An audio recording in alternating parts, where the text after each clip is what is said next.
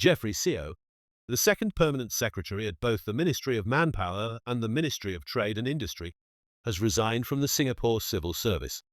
He is expected to join politics ahead of a general election likely to take place by mid-2025. His resignation takes effect on 1st April 2025, according to the Straits Times. At 46, Siow is currently the most senior public servant to step down during this electoral cycle. Siow's career in public service spans 2 decades and includes senior positions across multiple ministries and statutory boards. His leadership roles have focused on economic growth, workforce development, digital transformation, and business innovation. He was appointed second permanent secretary at the Ministry of Manpower in January 2024 and later took on the same role at the Ministry of Trade and Industry in September 2024. In these roles, he led initiatives to build a progressive workforce and a robust, innovation-driven economy while strengthening Singapore's competitiveness amid global uncertainty. Prior to these appointments, Siow served as the first Managing Director and Chief Operating Officer of Enterprise Singapore from September 2021 to December 2023. There, he oversaw strategies to support local enterprises in scaling up, innovating, and internationalizing.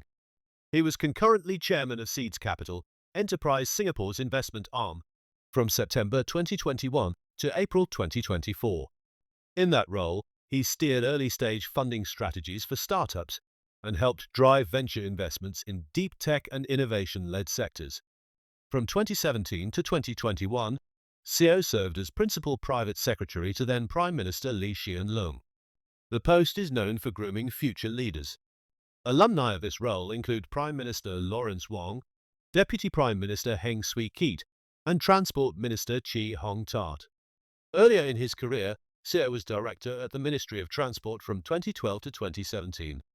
He also served at the Ministry of Education from 2009 to 2011 as Deputy Director, where he developed policy frameworks for polytechnic and vocational education and played a key role in establishing overseas university collaborations. He sat on the boards of Sim University and La Salle College of the Arts during this time. From 2005 to 2009, he was a Deputy Director at the Civil Service College, where he contributed to training and development programs for public sector leaders.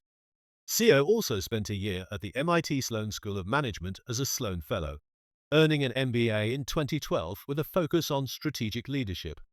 He was a board member of the Infocom Media Development Authority from 2017 to 2022, where he helped guide digital transformation strategies at the national level.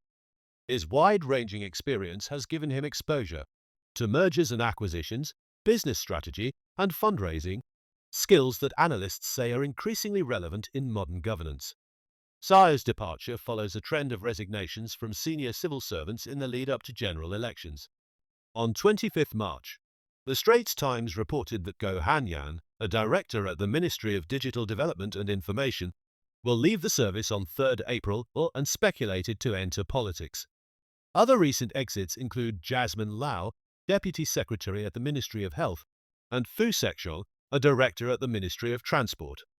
The PAP has a long-standing tradition of drawing candidates from the public sector, where experienced administrators are often viewed as being ready for high office.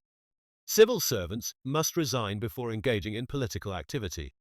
Several former permanent secretaries who entered politics have quickly risen to cabinet. Chee Hong Tat, for instance, was a second permanent secretary at MTI before contesting the 2015 election and now serves as Minister for Transport. DPM Heng Swee Keat, also a former MTI permanent secretary, went on to head the Monetary Authority of Singapore before joining politics in 2011. He was appointed Education Minister in his first term. Siow's early departure has prompted speculation that new candidates could be introduced soon.